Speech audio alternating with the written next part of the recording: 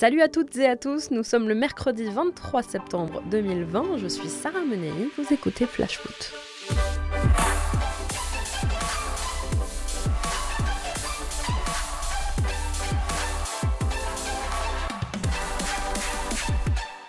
Dans un court instant, le gardien de l'OGC Nice, Walter Benitez, sera avec nous dans Flash Foot, mais avant ça, place à notre fait du jour. Il aurait pu avoir une carrière à la Loïc Perrin, mais il semble bien décidé à quitter son club formateur.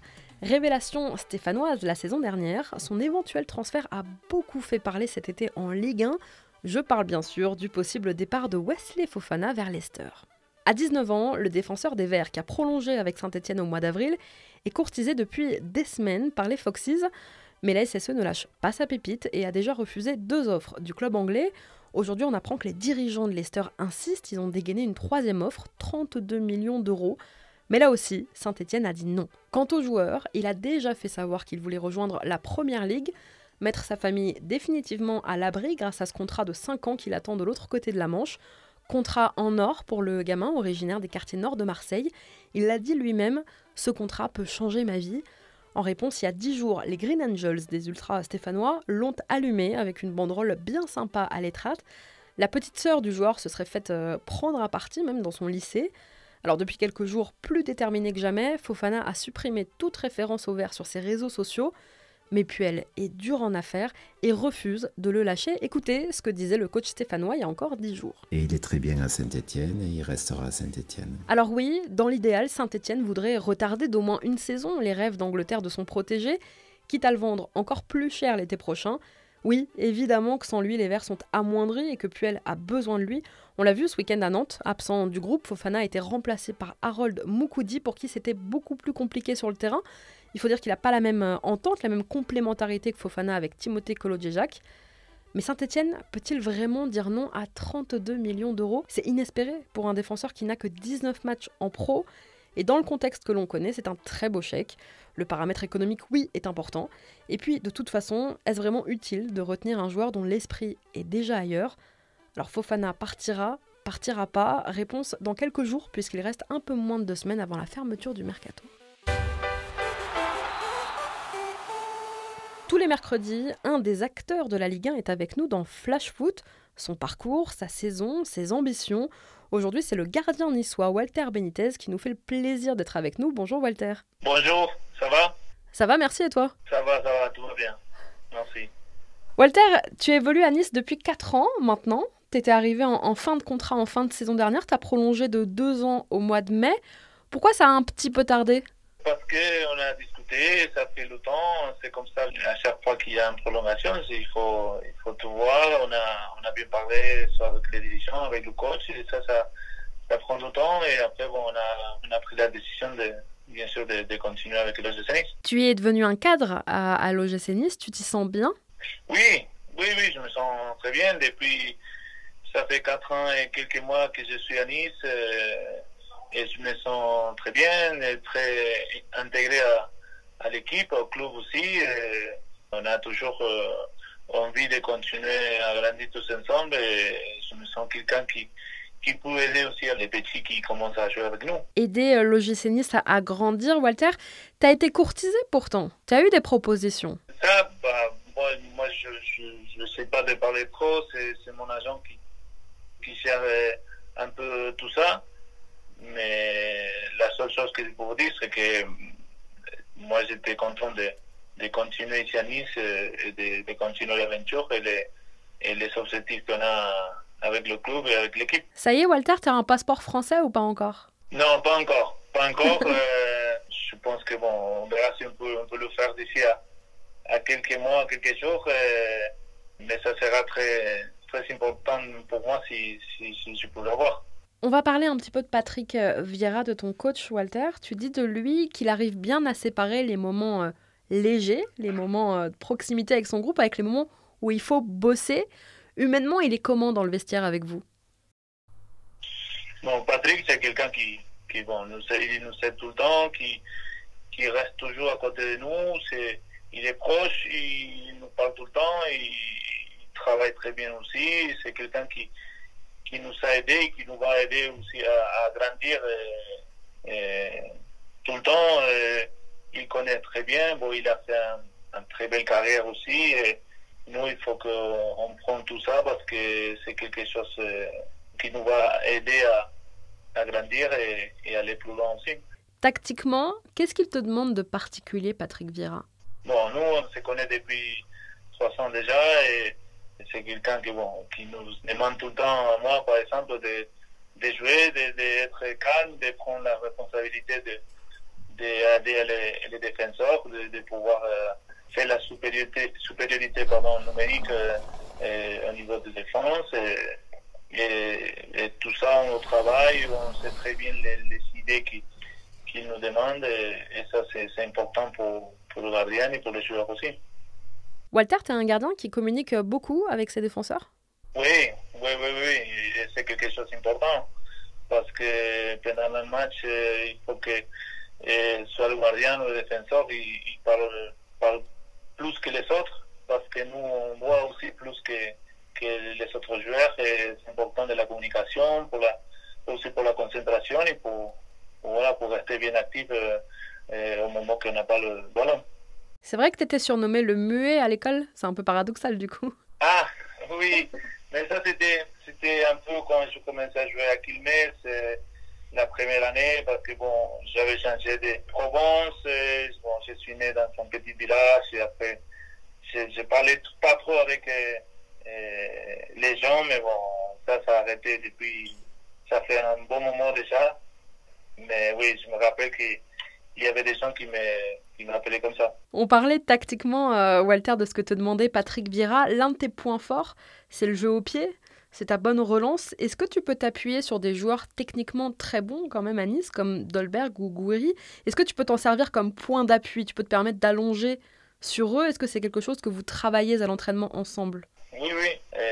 Avec le coach, avec Nicolas aussi, c'est quelque chose d'important de bien maîtriser le ballon, de bien prendre la décision, de faire la différence aussi au niveau des jeux et tout ça, et avoir des joueurs comme Gouiri, comme Dolberg, Ronnie Lopez, Dante, c'est important et avec eux aussi on apprend beaucoup de choses. Amine Gouiri, justement, Walter, c'est un peu l'attraction de ce début de saison du côté du gym. Comment tu le trouves, toi? C'est un très bon joueur, il est jeune encore. Pour moi, il va continuer à grandir. C'est quelqu'un qui va nous aider et qui a montré aussi qu'il a des bonnes qualités. Et j'espère qu'avec lui, tous ensemble, on pourra lui amener aussi le plus haut et ça sera quelque chose d'important pour nous. Il s'est bien intégré dans le vestiaire? Oui. Il s'est intégré rapidement. C'est quelqu'un aussi qu'on peut discuter, qu'on parle, tout. Donc ça, c'est quelque chose d'important aussi pour lui. Vous l'avez bisuté un petit peu? Oui. Tout le monde doit, à chaque joueur qui arrive, doit faire quelque chose, soit chanter ou danser un peu. C'est la bienvenue. Il a chanté, Amine Gouiri? Il a chanté, oui. Oui, il a chanté. Je me rappelle pas, mais oui, il a chanté un peu. Mais je pense qu'il est trop fort pour jouer au foot. Walter, tu te situes où par rapport aux autres gardiens du championnat? Moi, je travaille toujours pour être le meilleur, pour bien être au moment des matchs, aux entraînements. Après, c'est à vous de juger, mais c'est ce que je fais toujours, c'est de donner le maximum pour arriver à mes objectifs aussi. Alors moi, je te le dis, c'est l'un des meilleurs gardiens de la Ligue 1 depuis près de 2 ans. Tu es régulier. Je crois que l'un de tes objectifs, notamment, c'est forcément la sélection, l'Albiceleste. Comment tu expliques aujourd'hui le fait de ne pas être appelé? Oui, bien sûr que c'est un objectif pour moi, c'est quelque chose d'important aussi. Mais après, vraiment, je ne sais pas. La seule chose qui me reste à faire pour moi, c'est de continuer à travailler, de continuer à montrer qu'on peut être. Après, voilà, c'est la décision du coach. Bien sûr qu'on respecte la décision de lui, mais c'est ce qui me reste à faire moi, c'est de continuer, de ne pas baisser les bras et continuer à montrer qu'on peut y être. Ça semble pourtant accessible, Walter, quand on voit la concurrence en sélection, que ce soit Sergio Romero ou Esteban Andrada, le gardien de Boca, il n'y a personne vraiment d'indiscutable. Est-ce que tu penses que Patrick Vieira doit passer un petit coup de fil à Lionel Scaloni?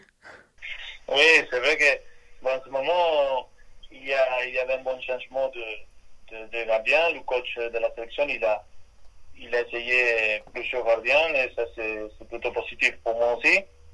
Mais il y a des bons gardiens aussi, donc on doit continuer, comme je t'avais dit, à travailler pour avoir cette possibilité.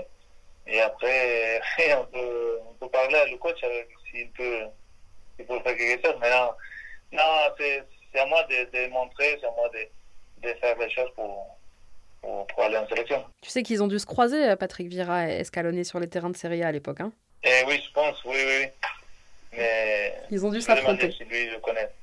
Walter, tu as rejoint l'écurie de Mino Raiola il y a 1 an, celui qui est aussi l'agent de Paul Pogba, de Zlatan Ibrahimovic, entre autres.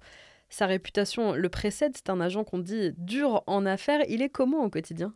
Non, il est gentil, et nous on discute tout le temps. C'est quelqu'un qui t'aide, qui est derrière toi, qui est pour défendre ton travail. Donc c'est quelqu'un comme tout le monde qui travaille, qui bosse pour chercher le meilleur de ses joueurs. Dernière question, Walter, qu'est-ce que tu penses globalement du niveau de la Ligue 1, de notre Farmers League, comme ils l'appellent? Moi, la Ligue 1, c'est une des meilleures ligues d'Europe et du monde, on va dire. C'est la Ligue 1 a grandi beaucoup ces dernières années aussi. Et on a la dernière Ligue des Champions. Il y avait 12 équipes de Ligue 1 qui sont arrivées presque jusqu'au bout. Et ça, c'est positif aussi parce que ça fait aussi grandir les joueurs qui sont là. Et c'est une ligue assez compétitive, assez dure. Et je pense que tout ça, c'est quelque chose qui nous aide aussi à nous pour se battre, pour continuer à franchir les étapes et montrer que la Ligue 1, c'est une ligue assez forte. Walter, merci beaucoup. Merci à vous. Prochaine échéance pour les Aiglons, ce sera dimanche sur la pelouse de Bordeaux, dimanche 13h dans le cadre de cette 5e journée de Ligue 1. Walter, je te souhaite à toi et à tous les Aiglons une très belle saison. Allez, on est mercredi et comme tous les mercredis dans Flash Foot, c'est l'heure de la rubrique Vintage. Chaque semaine, je vous raconte les coulisses d'un événement marquant de notre foot. Savez-vous quand une femme a arbitré en première division pour la première fois en France? Là, récemment? Eh bien pas du tout. Le jour où l'arbitrage mixte est entré dans les mœurs françaises, c'était un 23 avril 1996, alors que la FIFA cherchait à créer un corps arbitral féminin. Le nom de la pionnière, Nelly Viennot, première femme dans l'histoire du football français à officier sur la ligne de touche d'un match de première division. C'était au Parc des Princes, match de la 35e journée entre le Paris Saint-Germain de Rail et Martigues. Cette première visite au Parc des Princes, Nelly Viennot l'attendait depuis longtemps et elle n'a pas été déçue. À son arrivée vers 18h, il y avait du beau monde pour l'accueillir. Joël Quignou, ancien arbitre international, mais aussi Michel Denisot, le président du Paris Saint-Germain en personne, accompagné d'un très joli bouquet de fleurs. Merci pour le bouquet de fleurs. Non, c'est normal. Ouais. Normal, je dirais pas tout à fait, mais c'est vrai que ça me fait énormément plaisir. Je vous souhaite un bon match. Devant 41 000 spectateurs, Nelly Viennot, du haut de son 1,52 m, assiste Gilles Ferron. Joël Quignou la supervise et son baptême du feu se passe très bien. 1996, c'est aussi l'année des JO d'Atlanta. À la base, Nelly Viennot y est désignée pour le tournoi féminin, mais elle va être appelée à arbitrer un match masculin entre le Nigeria et le Japon. Elle est ce jour-là l'assistante du très grand Pierluigi Collina. Au total, Nelly Viennot sera à la touche d'une 50aine de rencontres internationales. Le 2 novembre 1999, elle arbitre même son premier match de Ligue des Champions entre Moldé et le Real Madrid.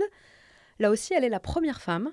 En 2003, elle est à la Coupe du Monde féminine, puis officie au JO grec de 2004. Viennot est même choisie parmi 82 candidats pour participer aux épreuves de sélection des arbitres pour la Coupe du Monde 2006 en Allemagne, une première pour une femme. Elle ne fera finalement pas partie des 60 arbitres nommés. En 2007, atteinte par la limite d'âge, puisqu'elle a 45 ans à l'époque, elle arrête. En France, Nelly Viennot aura ouvert la voie à Stéphanie Frappart, qui sera elle la première femme à être arbitre centrale d'un match de Ligue 1. Merci à tous d'avoir été avec nous, c'était Sarah Menei, vous écoutiez Flash Foot, on se retrouve demain.